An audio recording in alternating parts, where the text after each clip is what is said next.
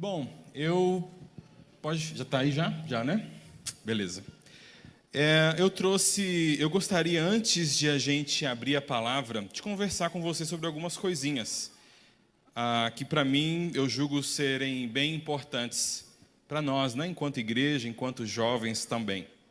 Veja, já faz algum tempo, talvez aí entre 8 a 10 anos, que toda vez que nós chegamos nesta data, eu me faço a seguinte pergunta: o que é que nós estamos comemorando? Já tem uns 10 anos que nesta data eu faço essa reflexão. O que é que a gente está comemorando quando chega a data do Dia Mundial do Jovem Adventista? Estamos comemorando porque somos jovens, porque somos adventistas. E aí? O que nós estamos comemorando enquanto jovens adventistas? E eu trouxe aqui alguns dados para a gente conversar um pouco. Essa é uma matéria, uma pesquisa, na verdade, que foi feita em 2022, né? Então, há quase 2 anos, onde diz que os jovens sem religião superam católicos e evangélicos em São Paulo e no Rio. Imagine só. E os números do último censo, que está sendo estudado aos poucos, né, que foi feito em 2022, antes dessa pesquisa, mostra uma realidade até um pouquinho mais desanimadora do que essa aqui. Nessa matéria específica, nessa pesquisa específica, uma das entrevistas que foram feitas, em uma das entrevistas, né, uma moça diz assim: eu não tenho religião, sempre fui totalmente pura a isso. Eu acredito em tudo, primeiramente em Jesus, o único Deus Todo-Poderoso. Também acredito em entidades que me ajudaram muito e sempre que puderem vão me ajudar. Acredito em energias, acredito no universo, e aí a pessoa continua, né? E o que me espanta é que, para alguns, esta realidade está tudo bem, né? Mas nós vivemos em uma época onde o jovem está se afastando da igreja, se afastando de Cristo também, em muitos casos. E esse é um dado bem alarmante. Tem uma outra pesquisa que foi feita por esse Instituto de Pesquisa Lifeway, que é muito respeitado também no mundo hoje. 66% dos jovens cristãos abandonam a igreja nos anos da faculdade. E a gente teria muito para comentar aqui sobre o que representa os anos da faculdade, né? Teríamos muito para comentar. Mais de cada 100 jovens cristãos, 66 deles abandonam a igreja nos anos da faculdade. E, entre as razões, né, a maioria desses motivos pelos quais os jovens saem da igreja reflete uma mudança em suas prioridades e em seus hábitos. Os hábitos mudaram com o passar dos anos da vida, as prioridades também mudam, e aí, de repente, não faz mais sentido a igreja, ou o que a igreja representa, ou estar reunido, ou estar em comunidade, né? Esse aqui é um dos institutos, talvez seja o instituto mais respeitado em termos de pesquisa para o público cristão, que é o Barna. E aqui, essa pesquisa foi feita por eles, aponta que 59% dos jovens criados na igreja abandonam a instituição. Imagine só, de cada 10 jovens que são criados na igreja, pelos seus pais, participam dos aventureiros, bravadores, 6 desses jovens saem da igreja quando chegam na época da juventude. E essa pesquisa é muito interessante porque ela aponta algumas razões pelas quais provavelmente isso acontece. E as 3 principais são essas aqui, ó, relatadas pelos que saem, né, obviamente. A irrelevância da igreja e o senso de inutilidade. A igreja não tem utilidade, não tem relevância, tanto para mim quanto para a comunidade onde ela está inserida. E eu, enquanto jovem, também não tenho relevância e não tenho utilidade para esta igreja. Essa é a primeira razão. A segunda, a hipocrisia e o fracasso moral dos líderes, visto pelos jovens como uma razão pela qual isso daqui não faz mais sentido. E a terceira razão, sensação que Deus não está na igreja. Pesado, né? Pesado. Pensando nisso daqui, e aqui eu quero ser bem cauteloso com vocês, e eu quero que a gente vá junto neste raciocínio, mas pensando nessas 3 razões apontadas aqui para essa migração, né, para essa saída aí da igreja, Nós temos duas opções em relação a essas razões. Duas. A opção 1, eu posso olhar para essas razões e olhar, não, mas a igreja é relevante. Não, mas o jovem, ele é útil. Não, mas a hipocrisia e o fracasso moral de alguns líderes não pode ser desculpa para sair da igreja? Não, mas Deus está sim na igreja. Essa é uma possibilidade. Enquanto igreja que nós temos, que você tem. A segunda possibilidade é: será que isso daqui não é realmente verdade? Ou será que não deveria haver mais aproximação entre parte da igreja e também a sua juventude, para que estas razões, identificadas por eles, deixem de ser uma realidade na percepção dos jovens? Será que essa não é apenas uma percepção? Será que essa não é a realidade? Mas há tanta separação entre o jovem e o restante da igreja que esses dois mundos não se encontram? Ou será que isso daqui realmente não seria verdade em alguns casos, né? Será que a igreja de fato tem sido relevante? Porque a igreja não foi criada por Deus apenas para se reunir e adorá-lo. Inclusive, esta não é nem a razão principal pela qual a igreja foi instituída. A igreja foi instituída primariamente para pregar o evangelho. É isso. Agora, é óbvio que tem o aspecto da comunidade, enfim, né? Tudo isso daí está tudo muito certo mesmo. Mas qual é a relevância da igreja? Obviamente, a segunda eu tendo a concordar, porque a hipocrisia e o fracasso de alguns líderes realmente não é desculpa, né? Embora as pessoas dizem muito, né? Você não pode ir para a igreja por conta das pessoas, mas por conta de Deus. Isso é verdade. Mas Deus não me cumprimenta na recepção. São pessoas. Deus não é o líder físico da igreja, né? Aqui. São pessoas também. Isso tem muito peso, né? Tem muito peso. E a sensação que Deus não está na igreja. Por que será que o jovem tem tido essa sensação? Será por conta dos programas? Será por conta da frieza dos programas? Será por conta do objetivo de tudo que nós fazemos aqui? Enfim, essas são três razões. E como eu disse, nós temos duas opções: olharmos para isso, destruirmos cada uma delas, ou olharmos para isso com um olhar crítico e pensar: gente, será que isso daqui não é a realidade na minha igreja?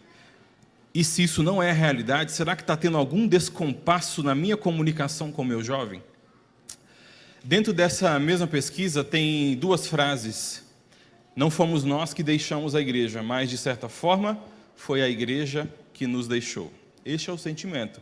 E mais uma vez, você que é jovem, que está espalhado por aqui, pode pensar nisso, tentar se identificar, enfim. Mas você que não faz parte desta classe mais, né, da juventude, o meu convite para você é para não olhar para isso daqui com um olhar crítico, no sentido de, não, isso aqui é um absurdo, isso aqui é errado, mas tentar olhar para isso com um sentimento de, gente, será que não tem alguma coisa errada mesmo? E se não tem, será que não está tendo um descompasso nessa comunicação? Porque a realidade, meus amigos, está aqui, ó.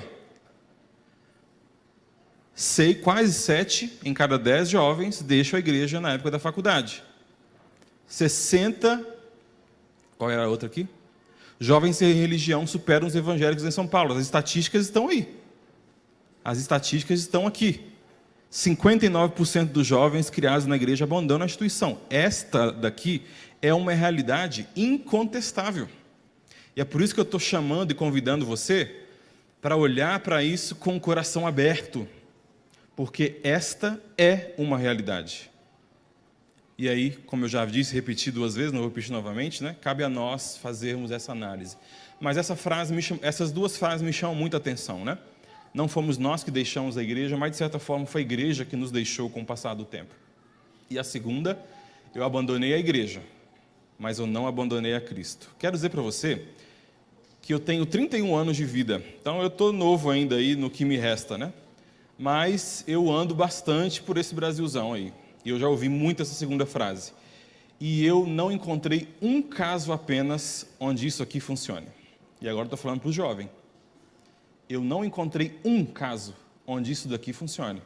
Eu abandonei a igreja, mas não abandonei a Cristo. É muito bonito no primeiro mês, no segundo, no primeiro ano, até no segundo ano. A longo prazo, isso não se sustenta. E aí eu desafio você pode procurar a mim para me mostrar um case de sucesso. Porque, na prática, isso daqui não funciona. E aqui é para os jovens, mas é um pouco para os dois lados, né? Porque a realidade da parte de cima da pesquisa ainda é uma realidade. Nós precisamos fazer algo a esse respeito. Mas e aí? O que foi que mudou ao longo do tempo? O que está mudando, né? Ou o que já mudou ao longo do tempo para que isso se tornasse uma realidade tão triste? Ser um jovem adventista é ser protagonista. Essa foi a realidade por muitos anos. Por muitos anos. O que será que mudou? Quase todos os discípulos de Jesus eram jovens. Quase 100% dos pioneiros, falando Dia Mundial do Jovem Adventista, né? Então quase 100% dos pioneiros adventistas eram jovens.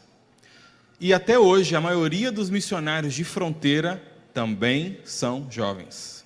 O que são missionários de fronteira, né? São aqueles missionários que vão desbravar um local onde a igreja nunca atuou, o cristianismo talvez não atuou, né?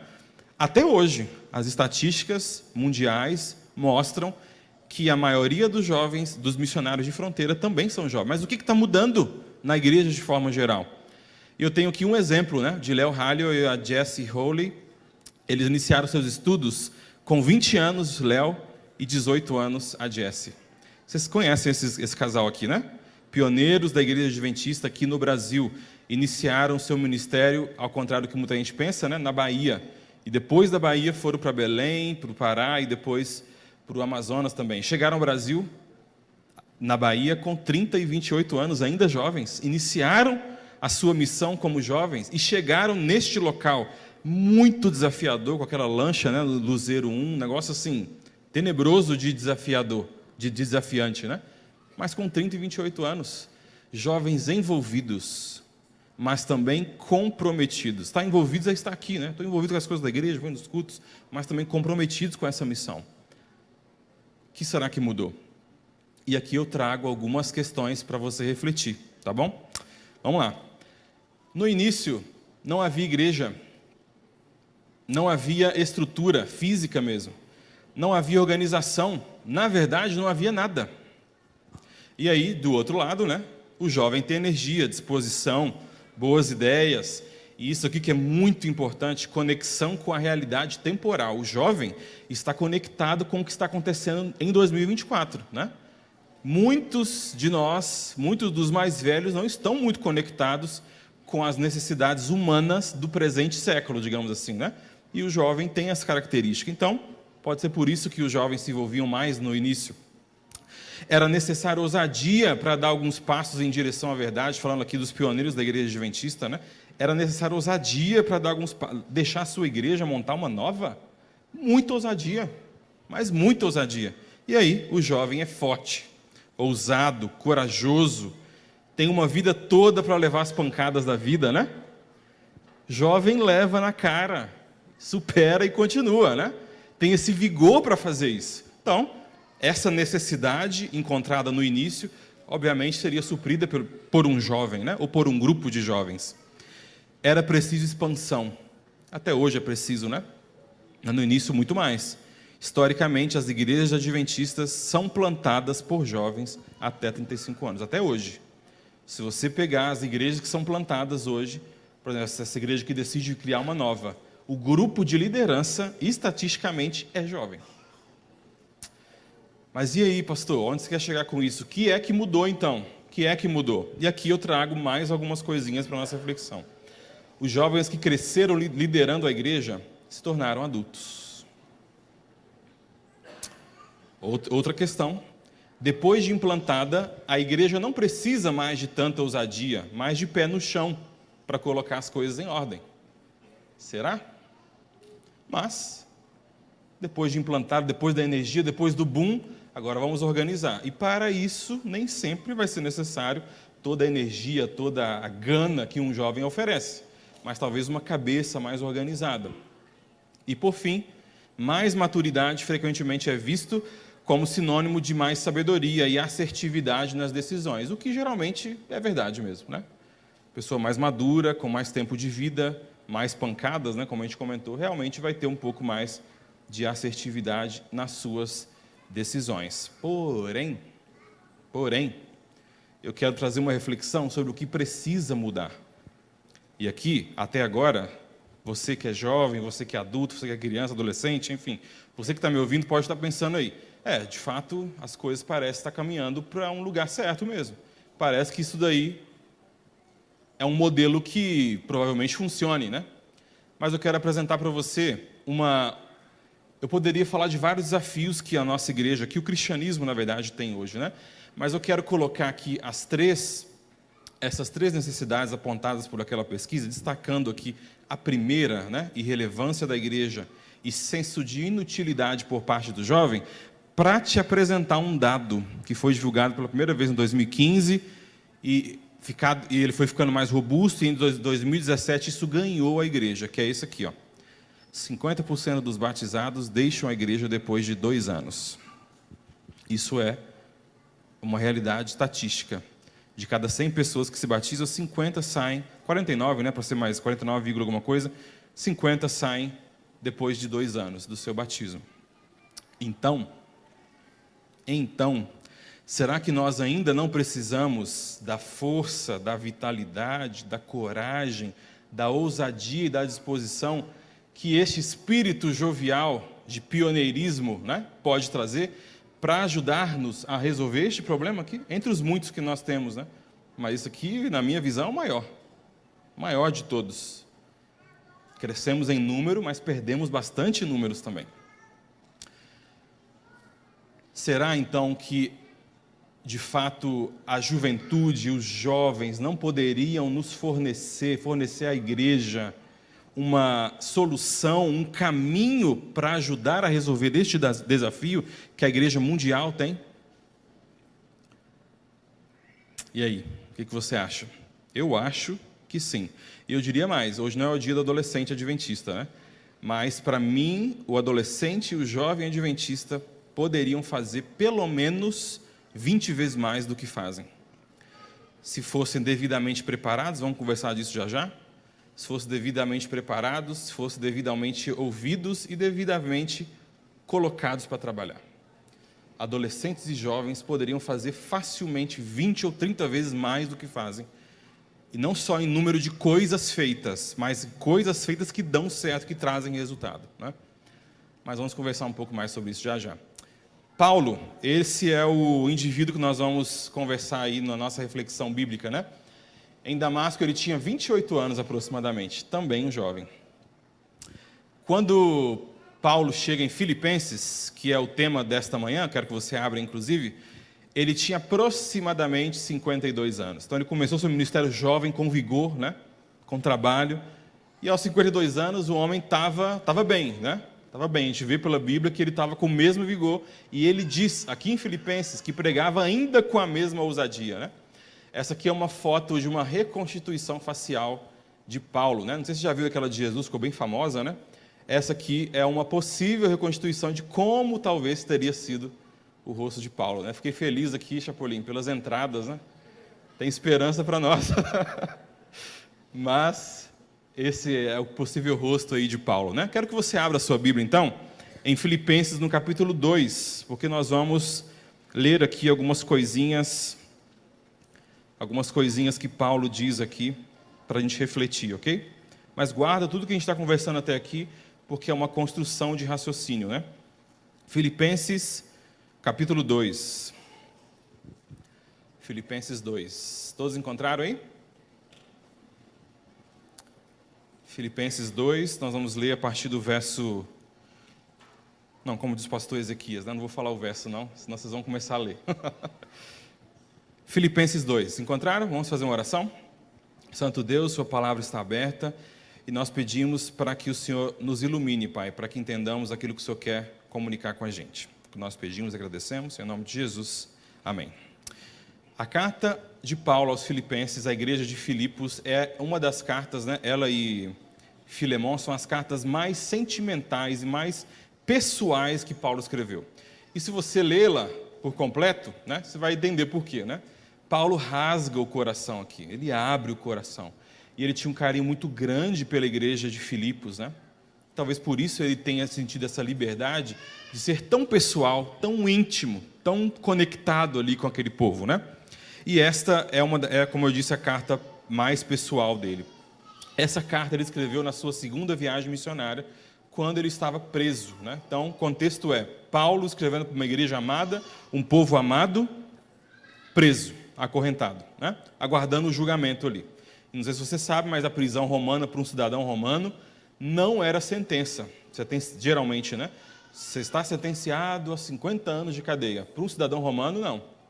Para o cidadão romano, era uma espera curta para o julgamento. E esse julgamento geralmente era açoite, morte, né? Então, imagine a cabeça de Paulo ao escrever aqui essa carta. Mas leia comigo, tendo ideia, então, né, desse contexto, Paulo começa a carta, depois você pode ler em casa, capítulo 1 e 2, mas ele fala da paixão, da saudade, da alegria que ele tem ao lembrar dessa igreja. E aí, agora ele chega aqui no verso... Mas é o capítulo 1, no verso 12, ok? Paulo dá todo esse contexto, né? E agora ele vem. Leia comigo. Quero ainda, irmãos, cientificar-vos de que estas coisas que me aconteceram têm antes contribuído para o progresso do Evangelho, de maneira que as minhas cadeias em Cristo se tornaram conhecidas de toda a guarda pretoriana e de todos os demais.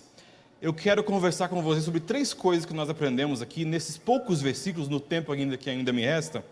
São coisas que Paulo tem para nos ensinar. E a primeira coisa que Paulo nos diz aqui na carta aos Filipenses era como ele enxergava a sua prisão. Paulo fala, olha, falou da alegria, da saudade que sentia, agora ele fala, olha, eu quero que vocês tenham certeza que o que está acontecendo comigo aqui está sendo para o progresso do Evangelho. Porque a guarda pretoriana está sabendo, está todo mundo sabendo do que eu estou pregando, então assim, o que eu estou vivendo está contribuindo para o avanço do Evangelho. A primeira coisa que eu aprendo com Paulo aqui em Filipenses 1 é que Paulo enxergava as suas situações desafiadoras, as situações desafiadoras da sua vida, com um olhar diferente. E aqui está o primeiro desafio também para nós. Olharmos para as nossas situações desafiadoras, desafiantes, né? Os nossos momentos de dificuldade com um olhar espiritual. Não estou falando aqui para você ver anjos e demônios em tudo quanto é lugar, né? Não é isso. Mas Paulo enxergava a sua prisão, enxergava o seu sofrimento, e a prisão romana era caótica, perto do esgoto, um lugar úmido, um negócio horroroso, mas ele enxergava a sua situação como uma possibilidade de progresso para o Evangelho. E sendo assim, estava tudo bem. Paulo olhava para as suas situações com um olhar espiritual. E a gente tem outro exemplo na Bíblia, que é o exemplo de Jó, né? Lá no capítulo 42, ele diz, depois de passar tudo o que ele passou, eu te conhecia só de ouvir, mas agora os meus olhos te veem.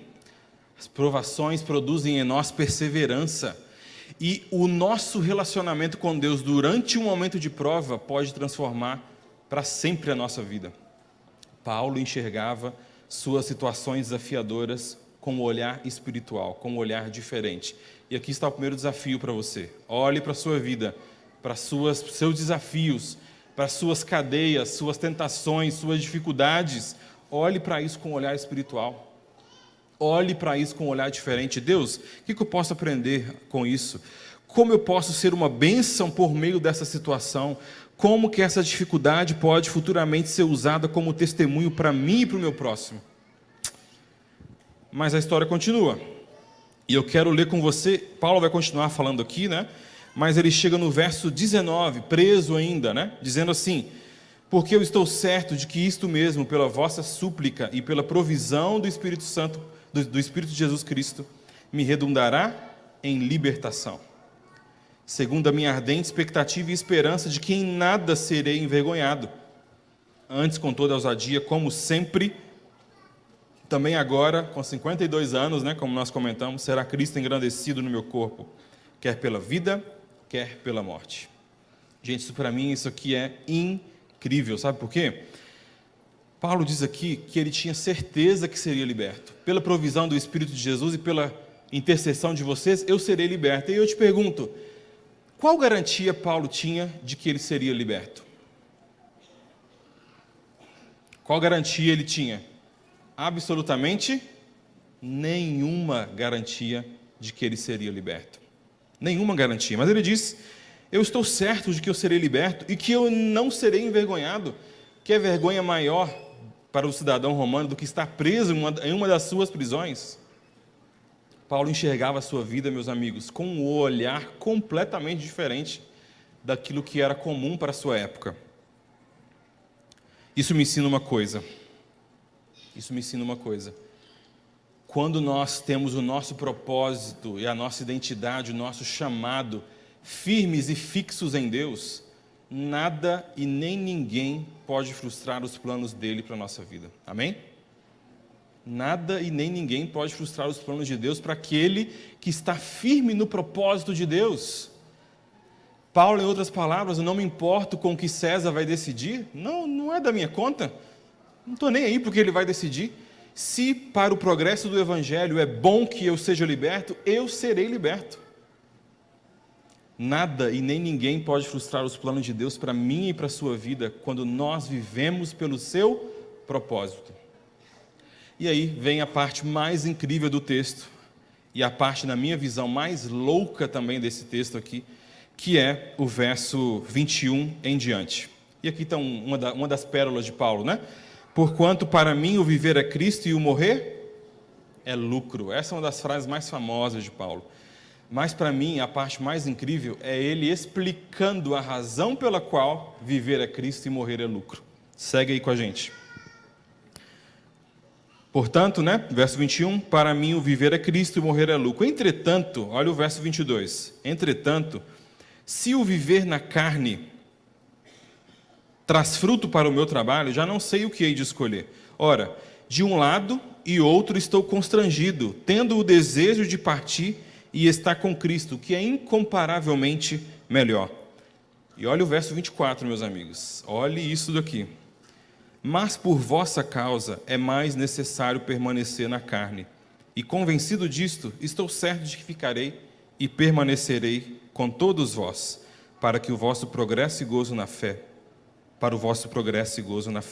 a fim de que aumente quanto a mim o motivo de vos gloriardes em Cristo Jesus, pela minha presença de novo convosco. Mas olha o verso 24. Mas por vossa causa é mais necessário permanecer na carne. Convencido disso, estou certo de que eu ficarei e permanecerei.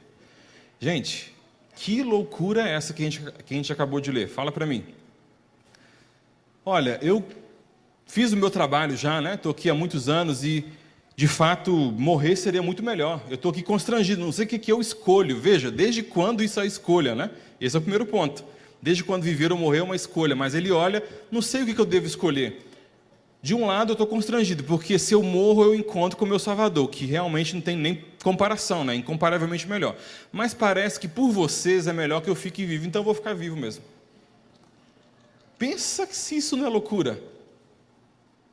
E Paulo fala sobre a loucura da fé, né? Em outros momentos aqui. Loucura, meus amigos. Sabe quem tem? Você sabe o único grupo do planeta que pode falar com esta convicção? Aqueles que têm certeza do propósito pelo qual Deus o chamou. É só esse grupo. Paulo não abandonou uma igreja, uma comunidade, uma família, um grupo para se tornar cristão. Ele deixou quem ele era para se tornar cristão. Então, para Paulo não era brincadeira. Paulo tinha certeza do seu propósito. E aí eu trago a reflexão para você jovem e para você não jovem. Qual é o seu propósito? Você sabe qual que é o seu propósito? O propósito de Deus para você neste planeta? Porque, enquanto cristãos, nosso propósito não deveria estar alinhado com valores seculares, né? Mas sim com o que nós acreditamos enquanto cristãos. E eu te pergunto, qual é o seu propósito? Você tem o seu propósito por escrito? Eu nasci para fazer isso aqui, ó. Eu não estou falando de lugar para trabalhar, porque não tem nada a ver com lugar para trabalhar. Uma pessoa que tem um propósito de ensinar crianças a serem transformadas, né, para a honra e glória de Deus. Ensinar as crianças pequenas a serem servas de Deus. Isso é um propósito de vida. A pessoa pode fazer isso na escola aqui do lado, pode fazer isso na igreja, pode fazer isso no campo missionário. O chamado não tem a ver com o local que você está, mas com aquilo que Deus te chamou para fazer. E aí? O propósito é enxergar a sua estrada. E aqui está essa frase bem famosa, né? Para quem não sabe para onde vai, qualquer caminho serve, qualquer destino serve. Propósito é enxergar a sua estrada. Estamos aqui, iremos para o céu. Daqui até lá, o que eu vou fazer? O que Deus me chamou para fazer? Propósito é dado por Deus. Você reconhece o seu propósito. E geralmente você tem um para a sua vida. Mas objetivo, e o pessoal do Eternos, a gente tem discutido um pouco sobre isso, né? Objetivo, nós podemos ter vários durante a vida, né? Alinhados ao propósito, nós podemos ter vários. Os objetivos mudam. Eu tinha o objetivo de fazer faculdade e de me casar. Não tenho mais, porque eu já fiz e já me casei. E esses objetivos estavam 100% alinhados com o meu propósito. Qual que é o seu propósito, jovem? Qual que é o seu propósito? Para que Deus te chamou?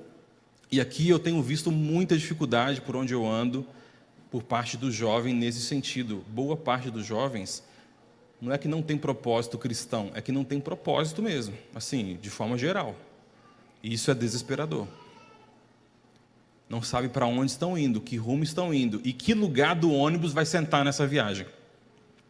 Qual é o seu propósito? E aqui eu trago algumas dicas para você. Ore sem cessar em busca do seu propósito. Mas não é oração assim, meu Deus, depois de eu fazer essa oração de 45 segundos, quero dedicar 2 segundos para dizer, se o senhor puder me revelar o seu propósito para mim, seria legal. Não é isso, é orar sem cessar, almejar a descoberta do seu propósito mais do que você almeja comer e beber. Ore para que Deus revele o seu propósito para você. Leia a palavra, medite na palavra. Quando a gente passa tempo com a palavra, ela se torna viva diante de nós. Passe tempo com a palavra de Deus para que Ele se comunique com você por meio da palavra. Não fique só dependente dos conselhos de um pastor, de um amigo, de um líder. Faça isso também, claro, né? Com certeza faça isso, mas leia, passe tempo seu com a palavra de Deus. Passe tempo com a palavra. Qual que é o seu talento? Qual que é o seu dom? Talento natural, aquilo que Deus te deu, uma facilidade que Deus te deu, ou algo que você adquiriu por meio do esforço. Um dom espiritual, quais são seus dons espirituais? E o dom só o Espírito Santo distribui e Ele faz como Ele quer. Qual é o seu? Já descobriu o seu dom? Já descobriu o seu talento? Reconhece o seu talento? Isso é importante para descobrir o seu propósito também. O que te deixa confortável no que diz respeito ao serviço na obra de Deus? Essa é uma pergunta que pode te ajudar também a descobrir o seu propósito. Isso aqui é importantíssimo. Quais são os seus valores? Do que você não abre mão na sua vida? Não estou perguntando os valores da igreja ou do local que você trabalha, mas os seus valores. Do que você não abre mão? Porque os seus valores vão guiar a sua vida. Se você vai aceitar um chamado, se vai aceitar uma promoção, se vai buscar um local para trabalhar, é o seu propósito e os seus valores que vão guiar essa escolha. E aí? Quais são os seus valores? Do que você não abre mão, jovem? Não, para mim isso aqui é importante, então não abro mão. Isso aí, está alinhado com o seu propósito? Está alinhado com a vontade de Deus? Já tem isso definido? Siga. Aceite e rejeite chamados com base nisso. Quais são os seus valores? O que te incomoda no mundo, né? Eu vi uma vez que chamados surgem de uma inquietação, de uma inconformidade. O que te incomoda no mundo? Você, como indivíduo. O que te deixa inconformado? Esse é um bom passo para você descobrir o seu propósito. Qual marca você gostaria de deixar nas pessoas e no mundo? Não queira copiar o fulano, o ciclano, porque as coisas que ele faz têm a ver com o propósito de Deus para ele, não necessariamente com os propósitos de Deus para você. E quando você entender isso, não importa o cargo na empresa que você trabalha, que você ocupe, não importa nada, porque você está no seu propósito, quietinho ali, bonitinho, seguindo o seu propósito, o que Deus quer para você. Esteja aberto às oportunidades, isso é importante também. Você não vai saber se você é bom em alguma coisa se você não se abrir para as oportunidades que a vida te apresenta. Se relacione com pessoas que descobriram seu propósito. Um cego não pode guiar o outro. Então, assim, tenha amizade com quem também já está nesse caminho. Isso é importante. E, por fim, esteja disposto, esse aqui é duro, mas esteja disposto a tomar decisões difíceis. Talvez vá ser o término de um namoro. Casamento não, pelo amor de Deus, né? Mas namoro ainda dá tempo. Talvez vá ser o término de um namoro. Talvez vá ser uma mudança de emprego. Talvez vá ser uma mudança de profissão. E você está com 45 anos. E aí? E daí? Se é neste momento que você vai viver por aquilo que Deus te chamou, vá, mas pula sem medo. Porque a companhia que você terá não é a minha, não é da igreja, é a de Deus. Tenha coragem e esteja disposto para tomar decisões difíceis. E aqui eu quero finalizar com algumas questões, porque aí sim você estará pronto para cumprir o objetivo do Ministério Jovem, que é salvar do pecado e guiar no serviço. O que é salvação? Jesus para mim. Serviço, Jesus para o próximo. Mas sem ter aquilo lá definido, vai ser só oba-oba. Vai ser só oba-oba. Tem algumas citações de Ellen White que me chamam muita atenção. Isso aqui é clássica, né? Com tal exército de jovens com o qual poderia fornecer a juventude devidamente preparada. É necessário preparo. Não basta só boa intenção. É necessário preparo. Aqui eu estou falando para os jovens, né? Dando um puxãozinho de orelha de leve, mas é necessário preparo. Deus quer que os jovens se tornem homens de espírito zelosos, a fim de estarem preparados para a ação. Deus precisa de jovens preparados para a ação. Deus precisa de jovens aptos para assumirem responsabilidades, não disponíveis apenas para assumir, mas apto, pronto, preparado. E como que faz isso?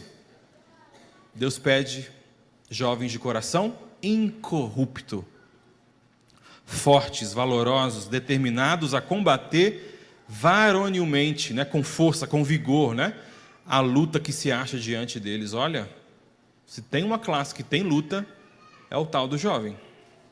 Muita luta. Para que você combata com vigor essa luta, você precisa ter o coração incorrupto, sem corrupção. Você precisa de força, você precisa ter os seus valores definidos, você precisa ser determinado e perseverante. Jovem, por favor, está no momento, é agora.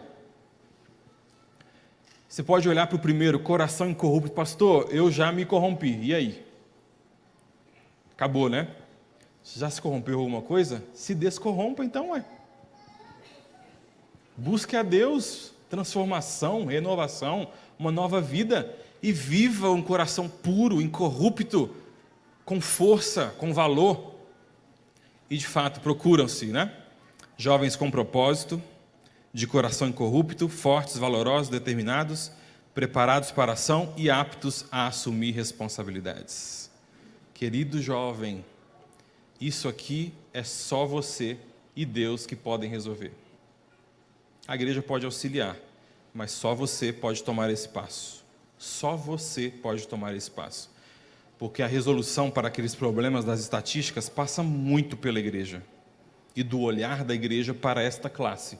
Mas passa muito pelas decisões que você vai tomar. É uma via de mão dupla. Passa muito pelas decisões que você vai tomar enquanto jovem adventista. E aí? O que nós estamos comemorando hoje? Em nome de Jesus, eu espero que a gente comemore o início de um novo capítulo da nossa história. Amém? Se coloque em pé, eu quero orar com você. Quero orar, obviamente, especial pelos jovens, porque é o dia deles, né? Mas quero orar pela igreja também e por aquilo que nós precisamos fazer enquanto comunidade. Senhor Deus, a situação do mundo, Pai, é caótica e desesperadora, Senhor. E profeticamente nós temos a certeza de que essas coisas não vão melhorar. O que nós te pedimos, Senhor, para que a nossa igreja, a nossa comunidade de fé seja um local diferente, Pai. Que a gente ande na contramão deste mundo.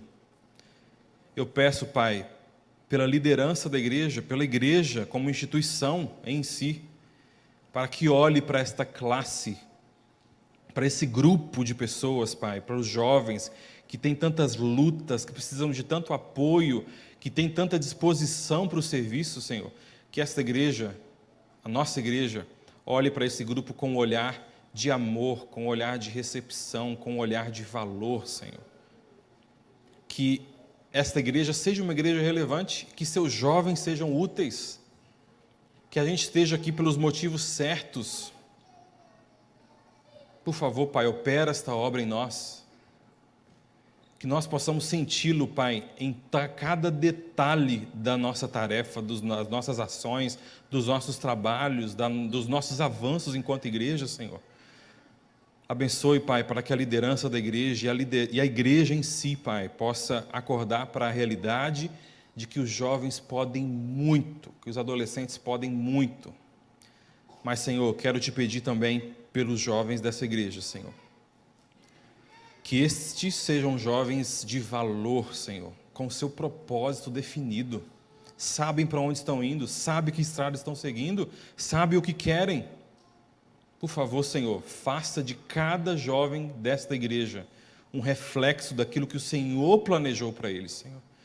Se tem algum jovem, se tem algum membro dessa igreja vivendo um propósito próprio, algo dele, mas que não é a sua vontade, Senhor, incomode este ser humano até que ele se volte a Ti, Pai. Porque não há nada melhor neste mundo do que viver no centro da sua vontade, de acordo com o seu propósito. Por favor, Pai, faça de nossos jovens, Senhor, em nome de Jesus, faça de nossos jovens, jovens de valor, jovens comprometidos, jovens com coração incorrupto, Senhor, jovens determinados, perseverantes, aptos para assumir responsabilidades, preparados para o serviço, Senhor. Acorde os nossos jovens, chacoalhe, Senhor, os nossos jovens, para que nesta via de mão dupla a gente dê as mãos e faça aquilo que o Senhor quer que a gente faça, Senhor. Opere essa transformação em nossa igreja, Pai. Opere essa transformação no coração de cada um de nós. É uma transformação individual que precisa acontecer, Senhor. Não é uma transformação de mentalidade da igreja, ou de instituição, ou de normas, não. É individual, em nosso coração, e nos ajude, nos dê força. Opere em nós este querer e esse efetuar, porque por nós a gente não tem força, Senhor. Mas opere isso em nós, para que a gente viva o seu propósito, Senhor. Por fim, Senhor, que esta igreja seja uma igreja reconhecida por terem pessoas de propósito. Pessoas que sabem o que querem, pessoas que sabem o seu lugar dentro dessa locomotiva enorme, Pai, que está indo para o céu. Pessoas que sabem o seu lugar na obra, sabem por que respiram, sabem por que vieram a este mundo e o que precisam fazer para a honra e glória do seu nome. Abençoe tua igreja, abençoe os jovens nesse dia especial, nos dê um bom sábado na tua presença, um bom fim de semana e uma boa semana também, Senhor. É o que nós pedimos em nome e por amor de Jesus. Amém. Deus te abençoe e que essa seja uma realidade nas nossas vidas.